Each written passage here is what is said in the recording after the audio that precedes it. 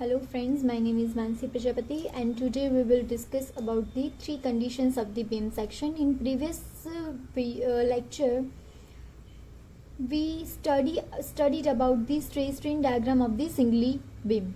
So here we go for the three conditions of the beam section. So first is the balance section, second is the under reinforced section, and third is the over reinforced section. And this is the cross section diagram of the three conditions. This is the balance conditions cross section, this is the under reinforced sections cross sections, and this is the over reinforced cross section. So this is the neutral axis, and this is the width of beam, this is the depth of beam, and this is the area of reinforcement of the beam, and this is the effective depth, and this is the strain diagram of the section.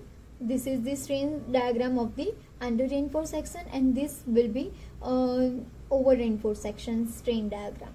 So balance section में क्या होता है, under reinforce section में क्या होता है, और over reinforce section में क्या क्या चीज़ें होती है, तो वो हम देखेंगे इसमें. तो फर्स्ट ऑफ ऑल हम बैलेंस सेक्शन की बात करेंगे. तो बैलेंस सेक्शन में क्या होता है कि कंप्रेसिव स्ट्रेन जो होती है और टेंसाइल स्ट्रेन जो होती है, कंप्रेसिव स्ट्रेन होती है कंक्रीट में और टेंसाइल स्ट्रेन होती है स्टील में. So compressive strain or tensile strain in steel reach their limiting value as a simultaneously. वो दोनों की स्ट्रेन जो होती है, कंप्रेसिव स्ट्रेन और टेंसाइल स्ट्रेन, दोनों अपने लिमिटिंग वैल्यू के पास साइमल्टेनियसली वो पहुंच जाते हैं. So that's why this condition called as a balance condition. So what will be the under reinforced section condition?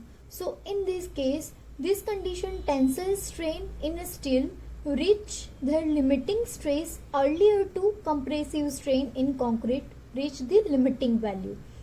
Okay, so next, what is the over reinforcement section? So in this condition, limiting strain in a concrete is reached earlier to the yield strain in a of a steel.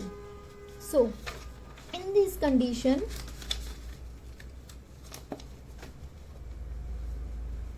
so what is the balance condition में क्या होता है कि this section both the material will be fail at the same time.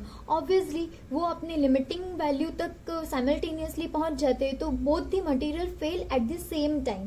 और क्या होता है कि जैसे हम बात करें, पहले बैलेंस सेक्शन की बात कर लेते हैं पूरी, फिर हम अंडर रेनफोर्स सेक्शन में जाएंगे और फिर हम ओवर रेनफोर्स सेक्शन में जाएंगे. सो first in this section both the materials will fail at the same time. So at same time पे वो मटेरियल अपना जो beam cross section of beam का मटेरियल होता है वो फेल होता है, यानी कि स्टील एंड कंक्रीट दोनों सेम टाइम पे फेल हो जाते हैं.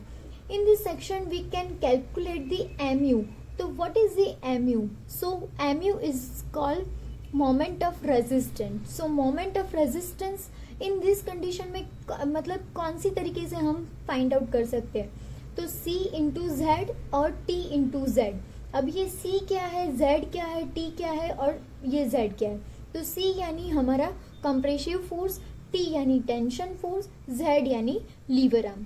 सो बैलेंस कंडीशन में हम moment of resistance C into Z करके भी फाइंड कर सकते हैं और T इंटू जेड करके भी हम फाइंड कर सकते हैं. तो अभी हम कंडीशंस देखेंगे कि बैलेंस कंडीशन एक्चुअल में होती क्या है, कि उसमें कौन सी कंडीशंस आती है बैलेंस सेक्शन में. अगर आपका सेक्शन बैलेंस सेक्शन है तो XU is equal to XU max आएगा, MU यानी कि moment of resistant is equal to MU lim यानी कि लिमिटिंग मोमेंट रेजिस्टेंट आएगा, PT यानी percentage of steel is equal to limiting percentage of steel. ये तीन कंडीशन होगी ओनली ऑन बैलेंस कंडीशन में. ठीक है, तो क्लियर है. ये जो पहले हम बैलेंस सेक्शन की वो कंडीशन देखी कि क्या आता है उसमें, मटेरियल कैसे फेल होता है और MU कैसे कैलकुलेट करते हैं बैलेंस सेक्शन का, वो हमने फाइंड आउट किया. अभी हम जाएंगे अंडर रेनफोर्स सेक्शन में. सो पहले हमने देख लिया है कि अंडर रेनफोर्स सेक्शन की कंडीशन क्या होती है, वो हमने पहले फाइंड आउट कर ली है. अभी हम जाएंगे this section, in this section steel will fail before the concrete. इस सेक्शन में क्या होता है कि कंक्रीट के फेलियर से पहले स्टील का फेलियर हो जाता है। अगर आप देखें तो स्टील का फेलियर मतलब कौन से टाइप का फेलियर कहलाता है। जैसे failure due to concrete is called a brittle failure और failure due to steel is called a ductile failure. So in this case